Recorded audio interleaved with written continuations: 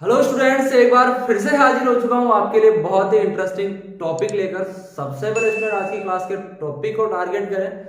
आज की क्लास में स्टूडेंट पढ़ने वाले हैं अपन परमाणु संरचना से संबंधित रदरफोर्ड का अल्फा कण प्रकीर्णन प्रयोग, और उस अल्फा कण प्रकीर्णन प्रयोग के आधार पर रदरफोर्ड ने जो परमाणु मॉडल प्रस्तुत किया है वो परमाणु मॉडल क्या है, रदरफोर्ड का परमाणु मॉडल और रदरफोर्ड का जो अल्फा कण प्रकीर्णन प्रयोग है, ये टॉपिक आज की क्लास में डिस्कस करने वाले हैं। तो परमाणु संरचना का डिटेल से अध्ययन करने के लिए पिछली क्लास में थोड़ा सा अपन थॉमसन के परमाणु मॉडल के बारे में पढ़ चुके हैं। आज अपन रदरफोर्ड के परमाणु मॉडल के बारे में पढ़ने वाले हैं और आने वाली क्लास में अपन बोर के परमाणु मॉडल के बारे में पढ़ने वाले हैं। तो शुरू करते हैं आज की क्लास। उठाइए कॉपी और पेन, नोट्स बनाने के लिए मैं हूं आपका फिजिक्स गुरु श्रीराम यादव। फिजिक्स की ऑनलाइन क्लासेस में आप सभी का हार्दिक स्वागत करता हूं। टॉपिक आज की क्लास का सबसे पहला टॉपिक लेके चले आज की क्लास का स्टूडेंट, तो वो है रदरफोर्ड का अल्फा कण प्रकीर्णन प्रयोग। रदरफोर्ड का अल्फा कण प्रकीर्णन प्रयोग, अल्फा पार्टिकल स्कैटरिंग एक्सपेरिमेंट जो है रदरफोर्ड ने दिया है, उस स्कैटरिंग एक्सपेरिमेंट या प्रकीर्णन प्रयोग की यहां पर बात कर रहे हैं। जो रदरफोर्ड उनके सहयोगी वैज्ञानिक है गाइगर और मार्सडीन। रदरफोर्ड और उनके सहयोगी वैज्ञानिक है कौन स्टूडेंट? गाइगर और मार्सडीन। गाइगर और मार्सडीन ने रदरफोर्ड के साथ मिलकर यह अल्फा कण प्रकीर्णन प्रयोग प्रस्तुत किया है, जो परमाणु संरचना के संबंध में प्रस्तुत किया गया है। परमाणु की संरचना का अध्ययन करने के लिए, परमाणु की संरचना का पता करने के लिए रदरफोर्ड और उनके सहयोगी वैज्ञानिक गाइगर और मार्सडीन ने यह अल्फा कण प्रकीर्णन प्रयोग प्रस्तुत किया है। तो देखो यहां पर सबसे पहले स्टूडेंट इस प्रकीर्णन प्रयोग की अपन संरचना की बात कर रहे हैं। इसकी बनावट क्या है, जो व्यवस्था है, प्रायोगिक व्यवस्था, संरचना, यह इसकी जो प्रायोगिक व्यवस्था है वो व्यवस्था कैसी है उसकी बात करें सबसे सही है। रदरफोर्ड का अल्फा कण प्रकीर्णन प्रयोग का अध्ययन कर रहे हैं स्टूडेंट यहां पर। तो सबसे पहले उसकी प्रायोगिक व्यवस्था के बारे में देख लिया जाए, उसकी प्रायोगिक व्यवस्था कैसी है स्टूडेंट। तो यहां पर देखो डायग्राम आपको दिख रहा है स्टूडेंट बोर्ड पर। तो देखो इसमें सबसे पहले क्या है, डायग्राम के इस भाग में यदि स्टूडेंट अपन देखें तो यहां पर क्या है स्टूडेंट, यहां पर स्टूडेंट एक कांच का बॉक्स है। रदरफोर्ड और उनके सहयोगी वैज्ञानिक गाइगर और मार्सडीन ने परमाणु की संरचना का पता लगाने के लिए क्या किया, अल्फा कण प्रकीर्णन प्रयोग प्रस्तुत किया है। सही है। तो इस अल्फा कण प्रकीर्णन प्रयोग की जो प्रायोगिक व्यवस्था है उसमें देखो उन्होंने एक कांच का बॉक्स लिया। किन्होंने? रदरफोर्ड, गाइगर और मार्सडीन ने क्या लिया, एक कांच का बॉक्स लिया। उस कांच के बॉक्स में क्या रखा, एक रेडियोएक्टिव पदार्थ को इस कांच के बॉक्स में रख दिया गया।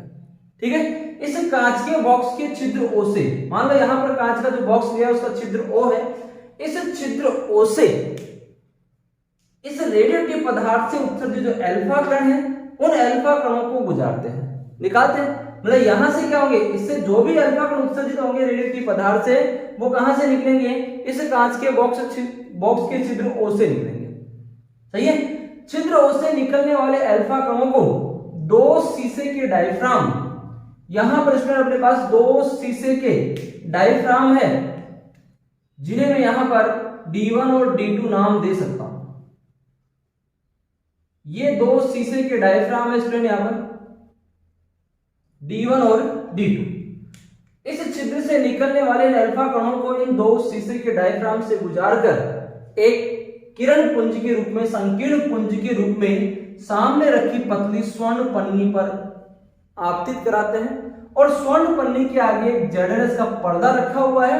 उस ZNS के पर्दे पर यहां पर स्टूडेंट क्या है, ये ZNS पर्दा है। इस ZNS के पर्दे पर अल्फा कणों को आपतित कराते हैं और ZNS के पर्दे पर उत्पन्न होने वाले प्रस्फुरण को इस चल सूक्ष्मदर्शी की सहायता से इसके आगे पीछे पर्दे पर कहीं पर भी व्यवस्थित ऊपर नीचे करके उनकी संख्या ज्ञात की जा सकती है। सही है। यहां पर इस अल्फा कण प्रकीर्णन प्रयोग में ये स्वर्ण पन्नी क्यों ली गई, क्या कारण है स्टूडेंट इसका? तो यहां पर स्वर्ण पन्नी लेने का कारण है, सबसे पहला कारण यहां पर देखिए तो क्या है कि सोने का जो नाभिक है वो अल्फा कण की तुलना में 50 गुना भारी होता है। सोने का जो नाभिक है वो अल्फा कण की तुलना में क्या होता है स्टूडेंट, 50 गुना भारी होता है। पहला कारण यह है यहां पर पतली स्वर्ण पन्नी लेने का इस एक्सपेरिमेंट में। दूसरा कारण स्टूडेंट्स का ये है कि सोने की पतली पन्नी आसानी से बनाई जा सकती है। स्वर्ण पन्नी की जो बात कर रहे हैं वो पतली स्वर्ण पन्नी क्यों कहा है स्टूडेंट? क्योंकि यहां पर स्वर्ण पन्नी की जो मोटाई है स्टूडेंट वो लगभग 10⁻⁵ सेंटीमीटर होती है। इस स्वर्ण पन्नी की जो मोटाई है वो क्या है? 10⁻⁵ सेंटीमीटर। बहुत पतली स्वर्ण पन्नी है और इतनी पतली स्वर्ण पन्नी आसानी से बनाई जा सकती है। तो इस अल्फा कण प्रकीर्णन प्रयोग में स्वर्ण पन्नी लेने के ये दो रीजन। पहला रीजन क्या था? सोने का नाभिक अल्फा कण की तुलना में 50 गुना भारी होता है। और दूसरा कारण क्या था? सोने की पतली पन्नी आसानी से बनाई जा सकती है, जिसमें स्वर्ण पन्नी की मोटाई यहां पर दी हुई कितनी है? लगभग 10⁻⁵ सेंटीमीटर होती है। Clear student? तो यहां पर ये इसकी प्रायोगिक व्यवस्था है। इस प्रायोगिक व्यवस्था को समझ ले। यहां पर स्टूडेंट तो क्या है? प्रायोगिक व्यवस्था में क्या हो रहा है स्टूडेंट कि इस रेडियोएक्टिव पदार्थ से अल्फा कण उत्सर्जित हो रहे हैं। ये अल्फा कण इस बॉक्स के छिद्र ओ से निकलकर इस डायफ्राम से गुजरते हैं और डायफ्राम से गुजरकर एक किरण पुंज के रूप में, एक अल्फा कण पुंज के रूप में कहां पर आपतित होते हैं? इस स्वर्ण पन्नी के ऊपर आपतित होते हैं। स्वर्ण पन्नी से निर्गत होने वाले अल्फा कणों को जेडएनएस के पर्दे पर आपतित कराते हैं। जब जेडएनएस के पर्दे के ऊपर अल्फा कण आपतित होता है तो वहां पर उस पर्दे के उस बिंदु पर एक प्रस्फुरण या चिंगारी उत्पन्न होती है, प्रतिदीप्ति उत्पन्न होती है वहां पर। क्यों? क्योंकि यहां पर जेडएनएस का पर्दा जब इसे जेडएनएस के पर्दे के ऊपर जब अल्फा कण टकराएगा तो वो यहां पर प्रतिदीप्ति अर्थात प्रस्फुरण या चिंगारी उत्पन्न करेगा।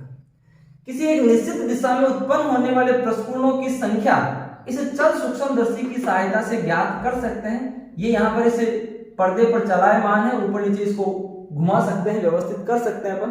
तो यहाँ पर किसी निश्चित दिशा में उत्पन्न होने वाले प्रस्फुरणों की संख्या गिनकर काउंट करके उस दिशा में आने वाले अल्फा कणों को की संख्या को प्राप्त किया जा सकता है। सही स्टूडेंट? तो यहाँ पर रदरफोर्ड के इस अल्फा कण प्रकीर्णन प्रयोग से जो प्रेक्षण यहां पर रदरफोर्ड और गाइगर और मार्शडीन ने जो प्राप्त किए हैं वो प्रेक्षण कौन से हैं? उन प्रेक्षणों की यहां पर बात करें।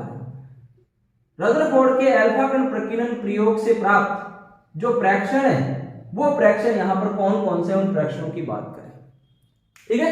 रदरफोर्ड के अल्फा कण प्रकीर्णन प्रयोग से स्टूडेंट यहां पर ये 3 प्रेक्षण अपने को प्राप्त हो रहे हैं। ये 3 प्रेक्षण यहां पर देख लो क्या है। सबसे पहला प्रेक्षण स्टूडेंट इसमें क्या है? सबसे पहला प्रेक्षण यहां पर कि अधिकांश अल्फा कण, सबसे पहला प्रेक्षण क्या है? अधिकांश अल्फा कण बिना प्रकीर्णित हुए स्वर्ण पन्नी को पार करके सीधे निकल जाते हैं।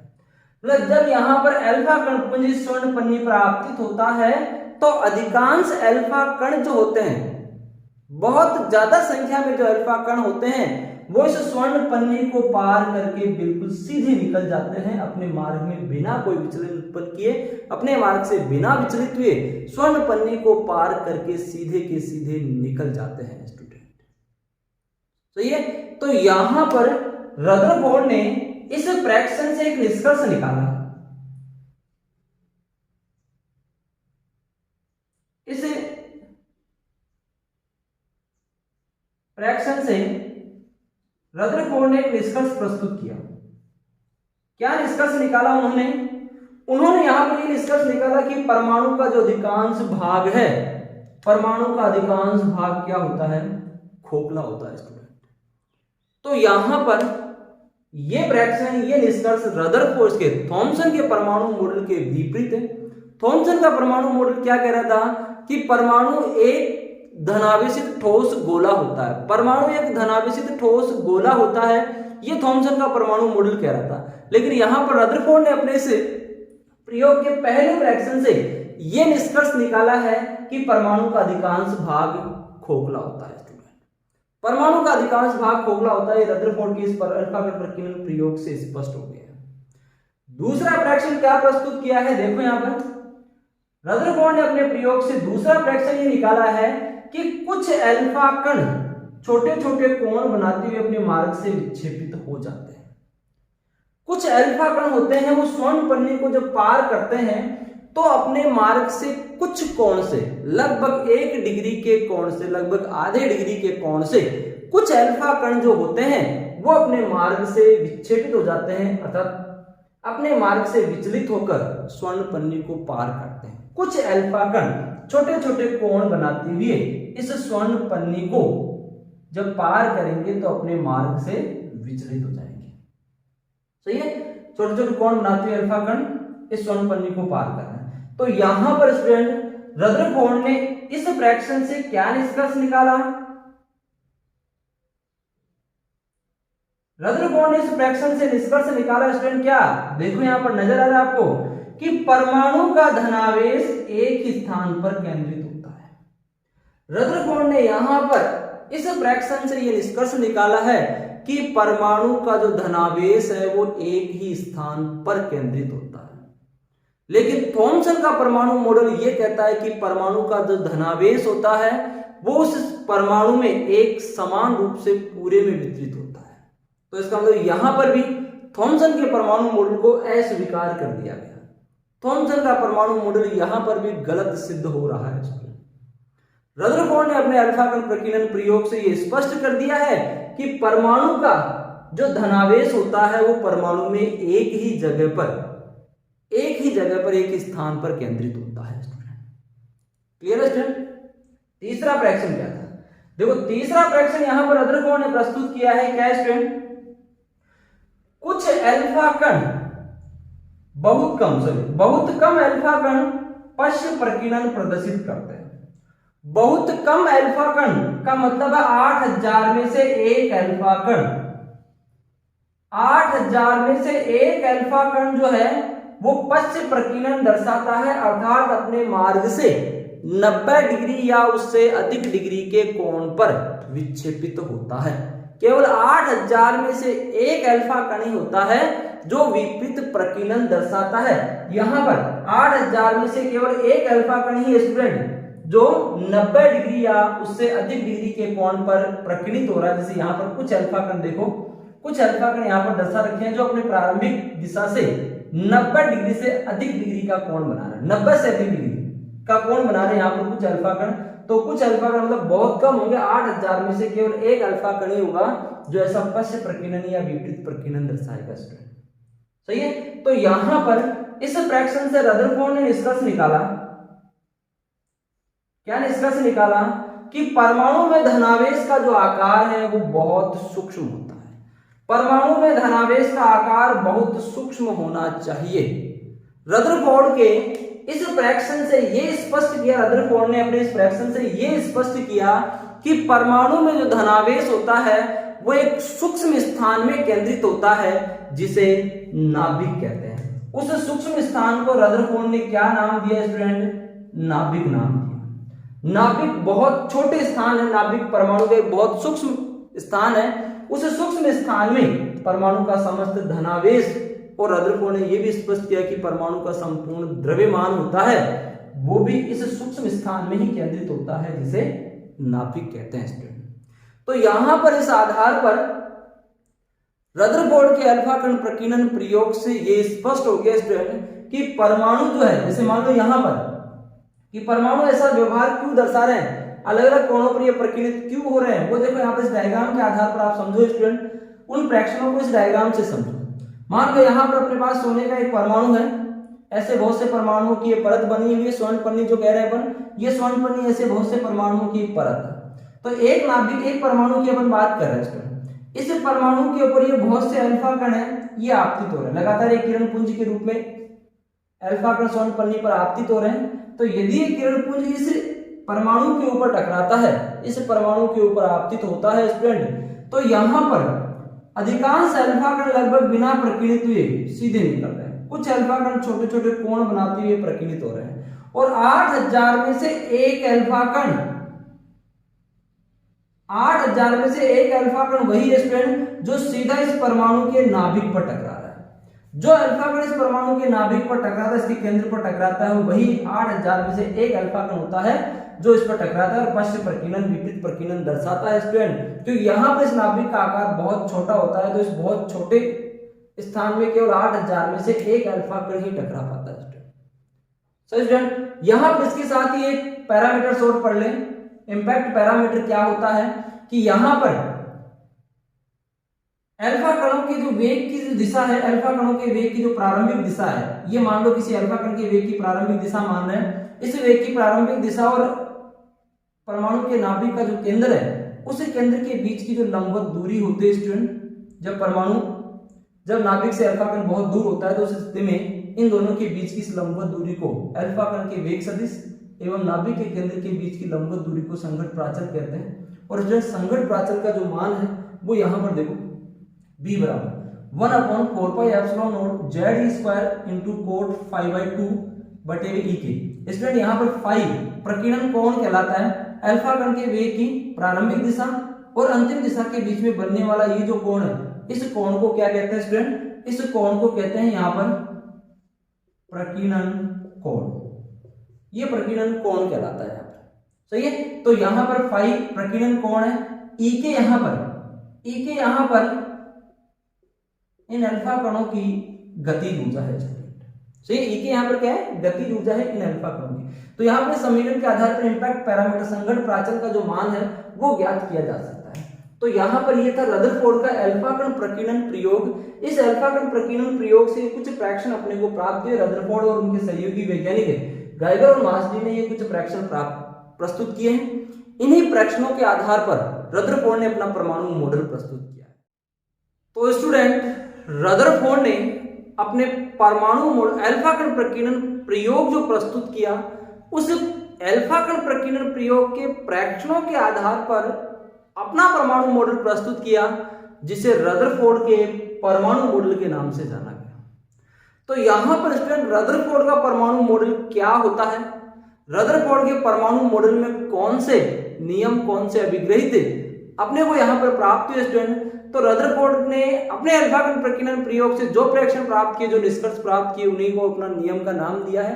तो स्टूडेंट यहां पर रदरफोर्ड के परमाणु मॉडल के अनुसार परमाणु की जो संरचना है वो इस प्रकार होती है, जैसे आपको बोर्ड पर नजर आ रही है स्टूडेंट। ये संरचना थॉमसन के परमाणु मॉडल से थोड़ी अलग है स्टूडेंट। थॉमसन ने कहा था कि परमाणु एक धनावेशित ठोस गोला होता है, लेकिन ऐसा नहीं होता है। यहां पर देखो परमाणु की आकृति वही 10⁻⁻10 मीटर त्रिज्या का एक गोला होता है, जो थॉमसन ने भी स्पष्ट किया था। यहाँ पर रदरफोर्ड ने भी इस चीज को स्पष्ट किया है कि परमाणु जो है वो 10⁻⁻10 मीटर त्रिज्या का एक गोला होता है, सही है। 10⁻⁻10 मीटर त्रिज्या का एक गोला होता है परमाणु, सही है, जिसका संपूर्ण धनावेश होता है वो कहाँ होता है? उसके केंद्र में 10⁻10 मीटर त्रिज्या के सूक्ष्म गोले में केंद्रित होता है, जिसे नाभिक कहा गया, सही स्टूडेंट। तो यहां पर रदरफोर्ड का परमाणु मॉडल क्या कह रहा है, उसके 3 फ्रैक्शन, 3 निष्कर्ष यहां पर देखो स्टूडेंट। सबसे पहला निष्कर्ष यहां पर देखें रदरफोर्ड के परमाणु मॉडल का।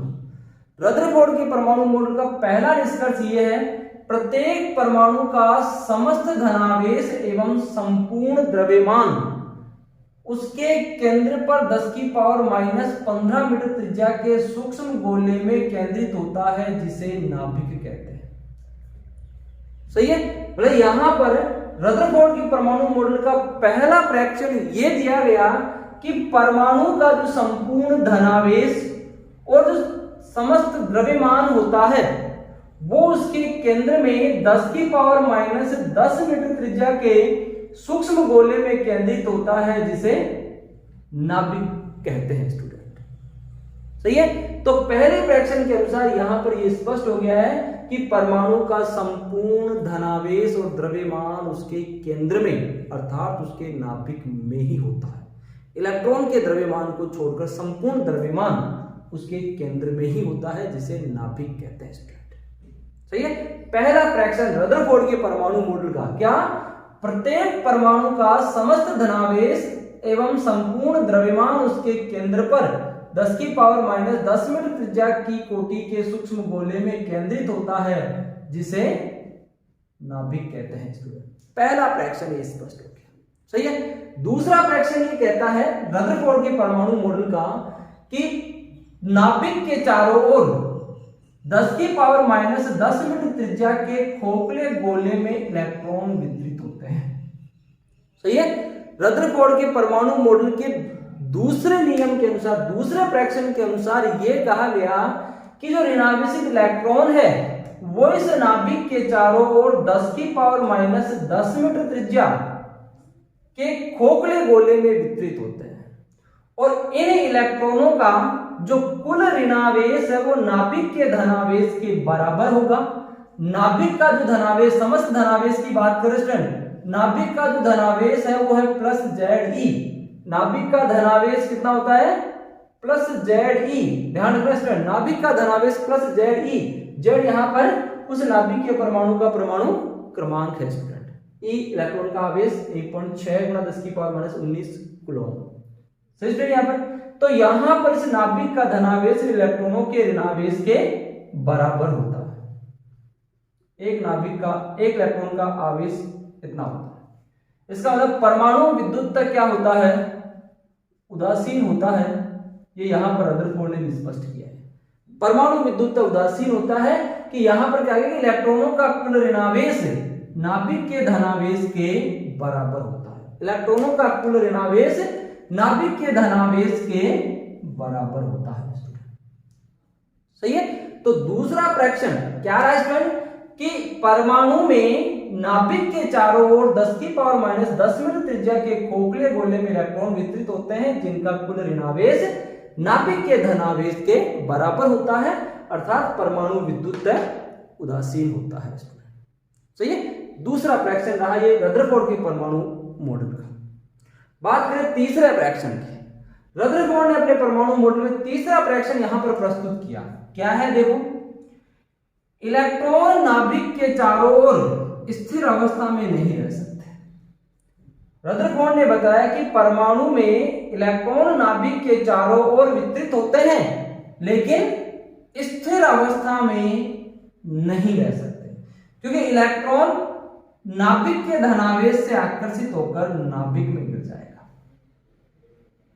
यदि इलेक्ट्रॉन यहां पर नाभिक के समीप स्थिर अवस्था में है तो वो इलेक्ट्रॉन नाभिक द्वारा आकर्षित होगा और इलेक्ट्रॉन नाभिक में गिर जाएगा, जिससे परमाणु का स्थायित्व नहीं होगा। तो यहां पर इस समस्या के निराकरण के लिए रदरफोर्ड ने क्या बताया?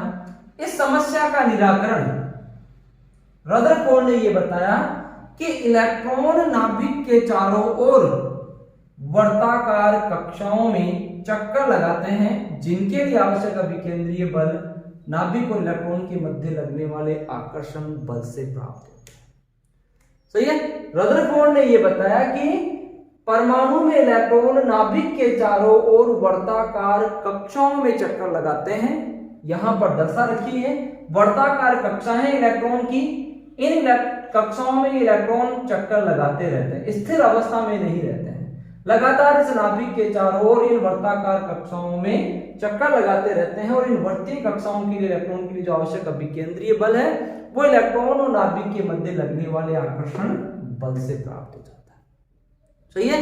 तो यहां पर रदरफोर्ड का परमाणु मॉडल जिसके 3 फ्रैक्शन प्रस्तुत किए गए, इन तीनों फ्रैक्शनों के आधार पर परमाणु की वास्तविक संरचना की व्याख्या की गई स्टूडेंट। सही है कि परमाणु वास्तविकता में होता कैसा है। थॉमसन का परमाणु मॉडल यहां पर बिल्कुल खंडित हो चुका है, बिल्कुल अस्वीकार कर लिया गया है। थॉमसन ने जो परमाणु मॉडल दिया था वो बिल्कुल गलत साबित हुआ। रदरफोर्ड ने यहां पर परमाणु की वास्तविक संरचना का अध्ययन किया और उन्होंने ये निष्कर्ष प्राप्त किए जिनके अनुसार परमाणु की संरचना ये कि परमाणु एक 10 की पावर माइनस 10 मीटर त्रिज्या का गोला होता है जिसमें संपूर्ण द्रव्यमान एवं धनावेश जो होता है उसके केंद्र में 10 की पावर माइनस 10 मीटर त्रिज्या के सूक्ष्म गोले में केंद्रित होता है जिसे नाभिक कहते हैं। इलेक्ट्रॉन नाभिक के चारों ओर परमाणु के खोखले भाग में वितरित होते हैं जो वर्तीय कक्षाओं में, वर्ताकार कक्षाओं में नाभिक के चारों ओर चक्कर लगाते रहते हैं जिनके लिए आवश्यक अभिकेंद्रीय बल इलेक्ट्रॉन एवं नाभिक के मध्य लगने वाले आकर्षण बल से प्राप्त होता है। तो ये परमाणु की वास्तविक संरचना रही स्टूडेंट यहाँ पे। सही है। और ये 3 फ्रैक्शन यहाँ पर रदरफोर्ड के परमाणु मॉडल के। अब परमाणु की वास्तविक संरचना का अध्ययन कर लिया कैसी होती है इस रदरफोर्ड के परमाणु मॉडल के आधार पर, लेकिन स्टूडेंट रदरफोर्ड के परमाणु मॉडल में कुछ कमियां रह गई। रदरफोर्ड के परमाणु मॉडल में कुछ कमियां रह गई यहाँ पर। तो देखो कुछ कमियां यहाँ पर 2 कमियों के रूप में रदरफोर्ड के परमाणु मॉडल में टोटल 2 कमियां रह गई यहाँ पर। इंपॉर्टेंट है यहाँ पे। रदरफोर्ड के परमाणु मॉडल में क्या कमियां रही? पहली कमी ये रही कि रदरफोर्ड का जो परमाणु मॉडल परमाणु के स्थायित्व की व्याख्या करने में असफल रहा। परमाणु के स्थायित्व की व्याख्या नहीं की जा सकी इस रदरफोर्ड के अल्फा कण प्रकीर्णन रदरफोर्ड के परमाणु मॉडल के आधार पर। क्यों नहीं की जा सकी?